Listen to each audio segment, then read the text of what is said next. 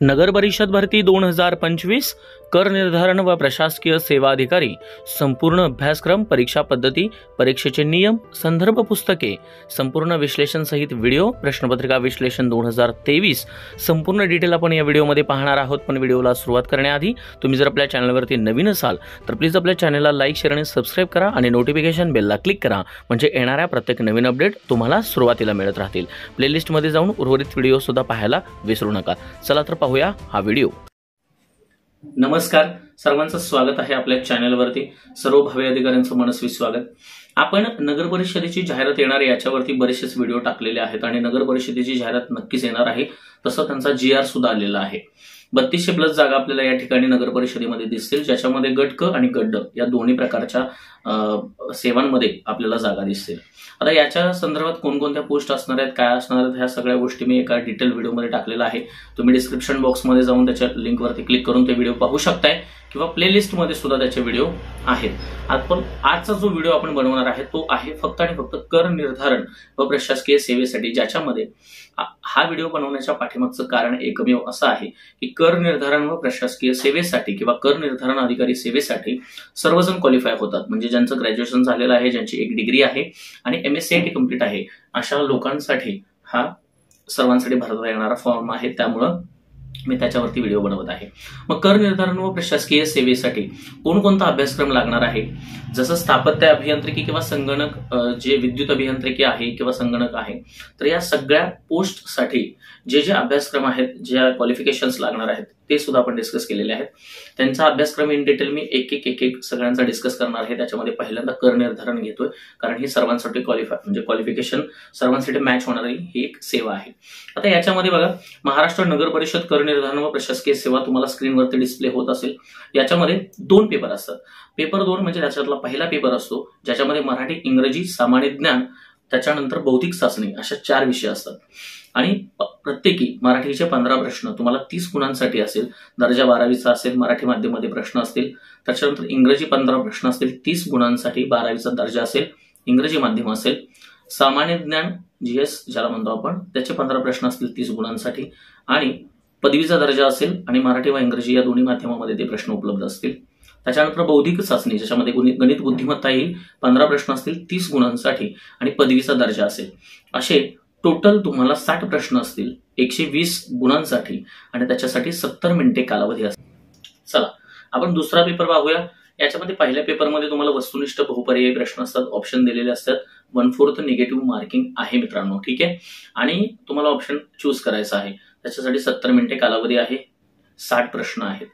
दुसरा जो पेपर आहे तो विषयांशी संबंधित घटकांवरती अवलंबून असतो। आपल्याला डिटेल बघायचे आहेत, मराठीमध्ये पण काय डिस्कस करायचं आहे किंवा इंग्रजीमध्ये काय वाचायचं आहे, सामान्य ज्ञानमध्ये काय वाचायचं आहे, बौद्धिक चाचणीमध्ये काय वाचायचं आहे, हे सगळ्या डिटेल बघायचे आहेत। त्यामुळे लक्ष द्या, विषयांशी संबंधित घटक आहे त्याच्यावरती 40 प्रश्न असतात। या 40 प्रश्न 80 गुणांसाठी असतात। प्रत्येकी प्रश्न 2 गुणांसाठीच आहे दोन्हीकडे।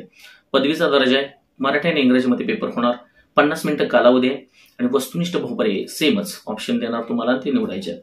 एकूण 40 प्रश्न 80 गुण आणि याच्यासाठी तुम्हाला हे 70 मिनिटे आणि याच्यामध्ये तुम्हाला हे 40 प्रश्न तुम्हाला 50 मिनिटांसाठी असतील। असे टोटल तुम्हाला 100 प्रश्न 200 गुणांसाठी आणि 120 मिनिटं वेळ असेल, म्हणजे जवळपास 2 तासामध्ये तुम्हाला 100 प्रश्न सोडवायचे आहेत, ज्याच्यामध्ये पहिले 60 पहिल्या पेपरला आणि दुसरे 40 दुसऱ्या पेपरला असणार आहे। त्याच्यामध्ये गॅप नसतो, पहिला सेक्शन लगेच पहिला पेपर झाला की दुसरा पेपर होतो कर निर्धारणचा। याच्यानंतर आपल्याला पेपरचं विश्लेषण सुद्धा बघायचं आहे, त्यामुळे डिटेल बघा। नकारात्मक गुणदान जे तुम्हाला स्क्रीनवरती डिस्प्ले होत आहे की प्रत्येक चुकीच्या उत्तराकरिता 25% म्हणजेच 1/4 एवढे गुण वजा करण्यात येतील, म्हणजे 1/4 निगेटिव्ह सिस्टीम आहे। MPSCला तुम्ही अभ्यासली असेल 1/4 निगेटिव्ह सिस्टीम, ठीक आहे। 1 बरोबराला 4 चुकले तर 1 बरोबरचा कमी होतो, ठीक आहे। त्याच्यानंतर आपल्याला याच्यामध्ये अभ्यासक्रम बघायचा आहे, सगळ्यात महत्वाचं। मराठीमध्ये बघा, सर्वसामान्य शब्दसंग्रह असेल, वाक्यरचना असतील, व्याकरण असेल, म्हणी व वाक्यप्रचार असतील, याचा अर्थ तसेच उपयोग या प्रकारे। त्याच्यानंतर उतारावरील प्रश्न असतील मराठीमध्ये। इंग्रजीमध्ये कॉमन व्होकॅब्युलरी असेल, सेंटेन्स स्ट्रक्चर असेल, ग्रामर म्हणजे positive negative, grammar, letter, email writing, त्याच्यानंतर use of idioms and phrases असतील, त्याच्यानंतर त्याचे मिनिंग असतील आणि कॉम्प्रेशन ऑफ पॅसेज सुद्धा असेल। त्याच्यानंतर बघा, सामान्य ज्ञानमध्ये भारताचा विशेषतः महाराष्ट्राचा इतिहास असेल, भारताचा विशेषतः महाराष्ट्राचा भूगोल असेल, त्याच्यानंतर भारतीय अर्थव्यवस्था असेल, विशेषतः महाराष्ट्राची, ज्याच्यामध्ये भारतीय आयात निर्यात, राष्ट्रीय विकासात सरकारी सहकारी ग्रामीण बँकांची भूमिका, त्याच्यानंतर शासकीय अर्थव्यवस्था, अर्थसंकल्प, लेखा, लेखापरीक्षण इत्यादी, किमती वाढण्याची चलनवाढ, कारणे व उपाय. तुम्हाला किमती हा एक टॉपिक असेल. म्हणजे बघा अर्थशास्त्रामध्ये सुद्धा रंजन कोळंबे सरांचं जे आपण बुक वापरतो त्याच्यामधले काही ठराविक पॉईंट सुद्धा आपण इथं वापरू शकतो, किंवा किरण देसले सरांचं. त्याच्यानंतर भारतीय राज्यव्यवस्था, ज्याच्यामध्ये भारताच्या घटनेचा प्राथमिक अभ्यास असेल, रंजन कोळंबे सरांचं बेस्ट आहे त्याच्यामध्ये. त्याच्यानंतर संसद व राज्य विधानमंडळ इत्यादी, राज्य व्यवस्थापन प्रशासन, ग्रामीण व शहरी प्रशासन, याच्यामध्ये भारतीय राज्यव्यवस्था कंप्लीट होऊन जाईल. त्याच्यानंतर चालू घडामोडी जागतिक व भारतासंबंधी असतील. त्याच्यानंतर पर्यावरण हा एक आहे जीएस मध्ये. मानवी विकास व पर्यावरण, पर्यावरणपूरक विकास, नैसर्गिक साधन संपत्तीचे संधारण, विशेषतः वनसंधारण, हे संपूर्ण तुम्हाला स्क्रीनवरती डिस्प्ले होत आहे. हे प्रत्येक पॉईंट आहे त्याच्यामध्ये, तुम्ही पॉज करून सुद्धा ते वाचू शकताय. ठीक आहे. त्याच्यानंतर बघा विविध प्रकारची प्रदूषणे, पर्यावरणीय आपत्ती, पर्यावरण संवर्धनात कार्यरत असलेल्या राज्य, जागतिक, राष्ट्र, संस्था पातळीवर संघटना. त्याच्यानंतर बुद्धिमापन चाचणी, उमेदवार किती लवकर व अचूकपणे विचार करू शकतो हे आजमावण्यासाठी प्रश्न असतील. त्याच्यानंतर अंकगणित, बेरीज, वजाबाकी, गुणाकार, भागाकार, दशांश, अपूर्णांक व टक्केवारी इत्यादी. आता ही परीक्षा जर टीसीएस किंवा आयबीपीएस घेत असेल तर त्याचंच गणित बुद्धिमत्ता तुम्हाला करावं लागणार आहे. आणि या प्रत्येक जीएस मध्ये किंवा जो आपण 4 विषय बघितले, मराठी, इंग्रजी, जीएस आणि गणित बुद्धिमत्ता, या प्रत्येकासाठी 15-15 प्रश्नाचं आपण वेटेज बघितलेलं आहे. मग हे 15-15 प्रश्न तुम्हाला त्याच क्वालिटीने विचारले जातील जे टीसीएसला आतापर्यंत विचारले गेलेले आहेत. टीसीएस महाराष्ट्र शासनाची ज्या परीक्षा घेत आहे सरळ सेवा, त्या सरळ सेवेमध्ये आलेले प्रश्न आपल्याला उपयोगात ठरणार आहेत बघा.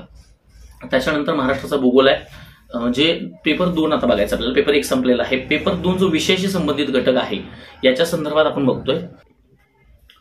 याच्यामध्ये आपल्याला महाराष्ट्राचा भूगोल दिलेला आहे पेपर 2 मध्ये. त्याच्यामध्ये महाराष्ट्राचे रचनात्मक भूगोल, तसंच मुख्य रचनात्मक विभाग, हवामान विभाग वगैरे, पर्जन्यमान व तापमान, ठराविक टॉपिक याच्यावरले करायचे आहेत बघा. नदी प्रणाली, पर्वत व डोंगर, राजकीय व महसुली विभाग, नैसर्गिक संपत्ती, वने व खनिजे, मानवी व सामाजिक भूगोल, शहरी समस्या, भौगोलिक माहिती प्रणाली, GIS, जागतिक स्थिती प्रणाली, GPS वगैरे. त्याच्यानंतर मानवी वसाहत बघायची आहे, ग्रामीण व नागरी वसाहत, स्थळ, जागा, प्रकार वगैरे. त्याच्यानंतर आपल्याला नागरीकरणाची प्रक्रिया वगैरे, नागरी प्रभाव. तुम्हाला माहिती आहे एखादा जर रेफरन्स बुक तुम्ही घेतलं भूगोलाचं तर त्याच्यामध्ये जे टॉपिक आहेत त्या टॉपिक वाईजच हा सिलेबस आहे. तो टॉपिक स्पेसिफिक आपल्याला करावा लागणार आहे. जसं नागरीकरण, शहरीकरण टॉपिक असतात भूगोलमध्ये महाराष्ट्राच्या, तेच सेम करावे लागणार आहे. त्याच्यानंतर पर्यटन, महाराष्ट्राचा इतिहास सुद्धा आहे, सेम सांगायला नको तुम्हाला. याच्यामध्ये ज्या लढ्यात म्हणजे 1885 ते 1947 मध्ये सामाजिक व आर्थिक जागृती, त्याच्यानंतर 1857चा उठाव, महाराष्ट्राचे योगदान, सुधारक जे आहेत प्रमुख समाज सुधारक ते सुद्धा करावे लागणार आहेत. महत्वाच्या नेत्यांचे काम, भूमिका आपल्याला बजावलेली बघायची आहे. भारतीय राज्यघटना, त्याच्यामध्ये घटनेची निर्मिती, घटनेच्या प्रस्तावित मागणीची भूमिका, तत्वे, सरनामा, या सगळ्या गोष्टी, कलमे, ठळक वैशिष्ट्ये, केंद्र व राज्य संबंध, मूलभूत हक्क. तुम्हाला पाठीमागचा जो पेपर आपण विश्लेषण सहित बघणार आहे त्याच्यामध्ये तुम्हाला क्लिअर होऊन जाईल की कोणत्या भागावरती एक्झॅक्ट प्रश्न भरतोय आणि हा सिलेबस आहे त्याचा. ठीक आहे. ज्याच्यामध्ये राज्यपाल आहे, मुख्यमंत्री आहे, मंत्रिमंडळ आहे, त्यांचा अधिकार व कार्य आहेत, विधानसभा, विधान परिषद आहे, त्यांचे सदस्य, अधिकार, कार्य आहेत, विविध समित्या आहेत, हे राज्यघटनेमध्ये आहे. राजकीय यंत्रणा, शासकीय रचना, अधिकार व कार्य आहे, केंद्र सरकार, केंद्रीय विधिमंडळ आणि राज्य सरकार व प्रशासन आहे, या सुद्धा गोष्टी आपल्याला त्याच्यामध्ये पाहायच्या आहेत. परत जिल्हा प्रशासन आहे, ग्रामीण आणि नागरी स्थानिक शासन आहे. म्हणजे हे महाराष्ट्राच्या संदर्भातच आपल्याला बघायचं आहे. स्थानिक शासनाची वैशिष्ट्ये, सोपे प्रश्न असतात त्याच्या संदर्भात. त्याच्यानंतर नागरी स्थानिक शासन व प्रशासन, नगरपंचायत आहे, महानगरपालिका आहे, नगर परिषद आहे, हे सुद्धा बघायचं आहे आपल्याला. त्याच्यानंतर निवडणूक प्रक्रिया, निवडणूक प्रक्रियेचे ठळक वैशिष्ट्य काय आहेत, प्रौढ मतदार अधिकार. म्हणजे राज्यघटना जर तुम्ही घेतली तर ती राज्यघटना प्रॉपर तुम्हाला माहिती असली पाहिजे. प्रश्नांच्या स्वरूपावरून सुद्धा तुम्हाला ते कळेलच, मात्र त्याच्यामध्ये इन डिटेल सुद्धा तुम्हाला माहिती द्यायची पाहिजे. प्रशासनिक कायदा जो आहे ज्याच्यामध्ये प्रशासनिक न्यायाधिकरण, नैसर्गिक, आपण जे बघतो ना न्यायाधिकरणाचा टॉपिक, ठीक आहे, त्याचं आर्टिकल मला कमेंट बॉक्समध्ये तुम्ही सांगायचं आहे.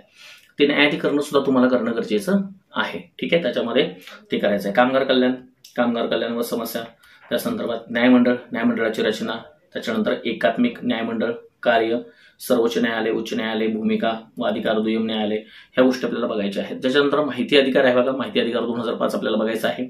महाराष्ट्र लोकसेवा हक्क अधिनियम 2015, भ्रष्टाचार व प्रतिबंधक अधिनियम 1988, संगणक व माहिती तंत्रज्ञान, संगणकाची माहिती सुद्धा तुम्हाला आली पाहिजे, ज्याच्यामध्ये संगणकाची भूमिका, जीवनातील वेगवेगळ्या क्षेत्रात संगणकाचा वापर, डाटा कम्युनिकेशन, नवीन उद्योग म्हणून माहिती तंत्रज्ञानाच्या निरनिराळ्या सेवा सुविधांची माहिती मिळवण्याचा होणारा उपयोग, ह्या सगळ्या गोष्टी आपल्याला माहिती पाहिजेत. आर्थिक सुधारणा कायदे माहिती पाहिजेत. जीएसटी आहे, विक्री कर आहे, वॅट आहे, त्याच्यानंतर खाजगीकरण, उदारीकरण, जागतिकीकरण जे धोरण आहे, नवे आर्थिक धोरण आहे, सगळ्या गोष्टी तुम्हाला इकॉनॉमिक्स मधल्या आर्थिक सुधारणा कायदे माहिती पाहिजेत.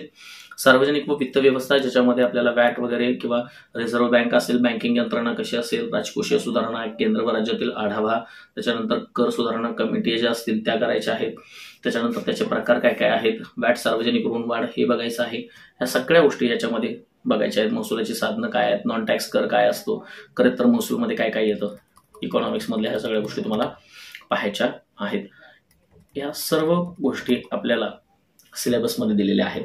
आता या सिलेबसनुसार आपल्याला पुस्तकं, संदर्भ पुस्तकं जी आपण म्हटलेलं आहे ती कोणती वापरायची, तर राज्यघटना असेल तर रंजन कोळंबे सरांचं बेस्ट आहे. ग्रामीण प्रशासनासाठी सुद्धा तुम्ही किशोर लोटे सरांचं सुद्धा वापरू शकताय. त्याच्यानंतर तुम्हाला इकॉनॉमिक्ससाठी रंजन कोळंबे सरांचं किंवा किरण देसले सरांचं दोन्हीपैकी एक पुस्तक कुठलंही तुम्हाला रेफरमध्ये वाचू शकताय. सर मग एवढं डीप वाचायची गरज आहे का? डीप वाचायचं असं नाहीये.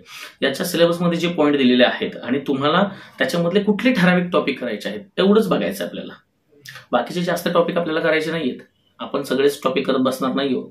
ठीक आहे. त्याच्यानंतर भूगोलसाठी महाराष्ट्राचा भूगोल तुम्ही सौदी सरांचं सुद्धा वापरू शकताय किंवा दीपस्तंभ प्रकाशन सुद्धा वापरू शकताय. ठीक आहे, जयदीप पाटील सरांचं. त्याच्यानंतर इतिहाससाठी तुम्ही कोणतेही वापरा, कठारे किंवा गाठा दोन्हीपैकी कुठलेही वापरू शकताय. महाराष्ट्राचा इतिहास 11वी, 8वी आणि 5वी हे सुद्धा बघू शकता. 11वीचं जुनं पुस्तक जे होतं ते आधुनिक भारताच्या इतिहासावरती, महाराष्ट्राच्या इतिहासावरती सुद्धा संदर्भी आहे. या गोष्टी आपण पाहू शकतो. त्याच्यानंतर जे कायदे आहेत ज्याच्यामध्ये लोकसेवा हक्क अधिनियम असेल किंवा तुमचा माहिती अधिकार असेल, तर या कायद्यांच्या छोट्या छोट्या PDF मिळतात बघा ऑनलाईन. त्या PDF वाचायच्या. त्याच्यामध्ये कायदे सरळ दिलेले आहेत. एक पुस्तक घेतलं तरी चालेल कायद्याचं, नसेल तर त्या कायद्यांवरती आपल्याला त्या गोष्टी आपण वाचू शकतो. ठीक आहे, म्हणजे PDF डाउनलोड करून अशा टोटल त्याच्यामध्ये अभ्यास करू शकतो. गणित बुद्धिमत्तेसाठी काय वापरायचं, तर गणित बुद्धिमत्तेसाठी जसे TCSच्या सर्व प्रश्नपत्रिका आपल्याला सॉल्व्ह करायचेच आहेत, त्याच पद्धतीचे प्रश्न TCSचे जिथं भेटतील ते पुस्तक, मग ज्याच्यामध्ये बरेच रेफरन्स बुक आहेत. मग आपले कोकिळ प्रकाशन आहे, त्याच्यानंतर पंढरनाथ राणेंचं आहे, त्याच्यानंतर बरेच आहेत. ठीक आहे, आपलं फिरोज पठाण सरांचं आहे. कुठलंही एक बुक तुम्ही घ्या गणित बुद्धिमत्तेसाठी आणि TCSचे प्रिव्हियस इयर क्वेश्चन पेपर असतील तर त्याच्यातली गणित बुद्धिमत्ता सोडवली तर A1 बेस्ट आहे. त्याचं जास्त प्रॅक्टिस करा. तेच टॉपिक ज्याच्यामध्ये चांगले शिकवले आहेत ते करा किंवा ऑनलाईन करा, ते काही अडचण येत नाही. मराठीसाठी मोरावाळंबे सरांचं पुस्तक सफिशियंट आहे, ते व्यवस्थित वाचा. इंग्रजीसाठी इंग्रजी कॉम्प्रिहेन्शनचं कुठलंही पुस्तक म्हणजे चांगलं, एडोनस फ्रेजेस असतील, सगळं व्याकरण असेल, ग्रामर असेल, मग आपले बाळासाहेब शिंदे सरांचं आहे किंवा मग म्हणजे शेख सरांचं आहे. त्याच्यानंतर महेश पाटील सरांचं 0 एरर पण ते घ्या, तिथेही तुम्हाला बेनिफिट होईल त्याचं. अशा पद्धतीनं हे सगळे पुस्तकं आहेत, संदर्भी पुस्तके, ज्याच्यामध्ये आपल्याला सिलेक्टिव्ह टॉपिक, मी अजूनही सांगतोय, पूर्ण सगळा सिलेबस तुम्ही बघितलाय तर याच्यामध्ये जे सिलेक्टिव्ह टॉपिक आहेत तेच करायचे आहेत. इकॉनॉमिकमध्ये रंजन कोळंबे सर असतील किंवा किरण देसले सर असतील तर याच्यामध्ये सुद्धा ठराविक टॉपिक आपल्याला करायचे आहेत. कर निर्धारणसाठी या सगळ्या गोष्टी संदर्भीय पुस्तके असतील. तुम्हाला अभ्यासक्रम कळाला आहे. त्याच्यानंतर तुम्ही अर्जाची पात्रता लागतीही सांगितलेली आहे मी तुम्हाला. त्याच्यानंतर ओपनची फी वगैरे तुम्हाला मी ते स्ट्रक्चर सगळं सांगितलेलं आहे. ओपनसाठी 1000 रुपये आहे, कास्टसाठी 900 रुपये आहे. या सर्व गोष्टी. कर निर्धारणचा जो पेपर आहे विश्लेषणात्मक, पाठीमागचा म्हणजे 2023चा जो पेपर आहे मराठीमध्ये झालेला दिलेला, तो पेपर आपण TCSने घेतलेला तो पेपर आपण आता घ्यायचा आहे. नेक्स्ट व्हिडिओमध्ये तुम्हाला तो पेपर मिळून जाईल. पेपरमध्ये प्रत्येक प्रश्नाचं आपण विश्लेषण घ्यायचं, ज्याच्यामध्ये ती सिरीज असेल कंटिन्यू. ठीक आहे. त्याच्यानंतर आपण TCSचे सगळे प्रश्न आणि नगर परिषदेचे सर्व प्रश्न घेणार आहोत. तुम्हाला काही अडचणी असल्या, काही प्रॉब्लेम असला किंवा याच्यामध्ये काही त्रुट्या वाटत असल्या किंवा अजून काही हवं असेल तर ते कमेंट बॉक्समध्ये मला मेन्शन करा, म्हणजे त्या पद्धतीने आपण व्हिडिओ घेऊन चलू. ठीक आहे. व्हिडिओ आवडला असेल तर चॅनलला लाईक, शेअर आणि सबस्क्राईब करा. धन्यवाद.